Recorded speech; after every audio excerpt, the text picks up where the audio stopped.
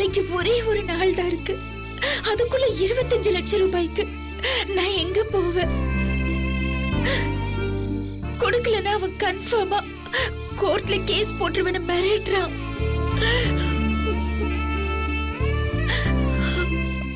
நான் செத்தா கூட விட மாட்டானா? அப்பவும் கேஸ் போடுறதுல இருந்து பின்வாங்க மாட்டானா? என் குடும்பத்தையே அவ சுடுகாடு ஆக்கிடுவேன்னு சொல்ற.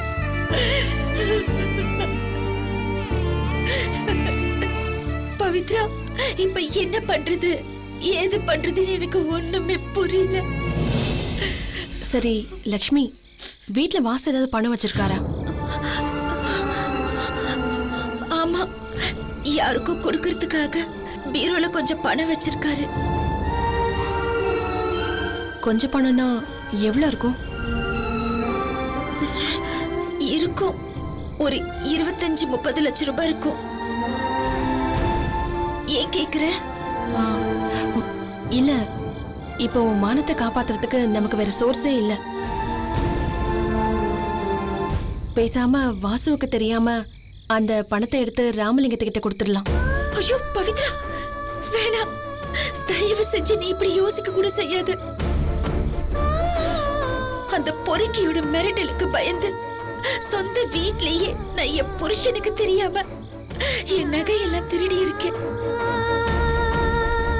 அப்புறம் என்ன நம்பி என் புருஷன் என்கிட்ட ஒப்படைச்ச 10 லட்சத்தை நான் பேங்க்ல போடாம அந்த பொறுக்கி கிட்ட பறி கொடுத்துட்டேன்.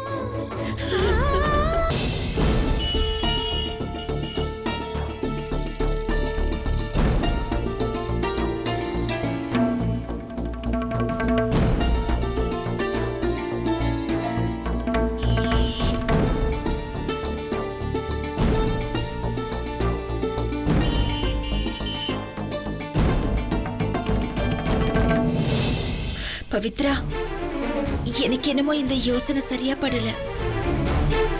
நீ என்ன சொல்ல வரன்னு எனக்கு புரியல லக்ஷ்மி. இல்ல பவித்ரா, என்ன இருந்தாலும் சொந்த வீட்லயே திருடனை வர வச்சு திருடுறது தப்பில்லையா பவித்ரா? அதனால நீ இங்க வர சொல்லி இருக்கிற கபாலிங்கிற அந்த திருடனை போன் பண்ணி வர வேண்டாம்னு சொல்லிடு. நம்ம வீட்டுக்கு போயிடலாம். வீட்டுக்கு போனதும் 25 லட்சத்தை எப்படி ரெடி பண்ணுவ? அந்த ராமலிங்கத்துக்கிட்ட நாளைக்கு நீ பணத்தை கொடுத்தே ஆகணும்ல. கொடுக்கலன்னா அவன் என்ன பண்ணுவான்றத மறந்துட்டியா நீ? நீ ஒன்னும் கவலைப்படாத லட்சுமி. அந்த கபாலி மூலமா பணத்தை எடுத்து ராமலிங்கத்துக்கிட்ட ஒப்படைச்சிருவோம். அதுக்கப்புறமா மத்ததெல்லாம் பேசிப்போம்.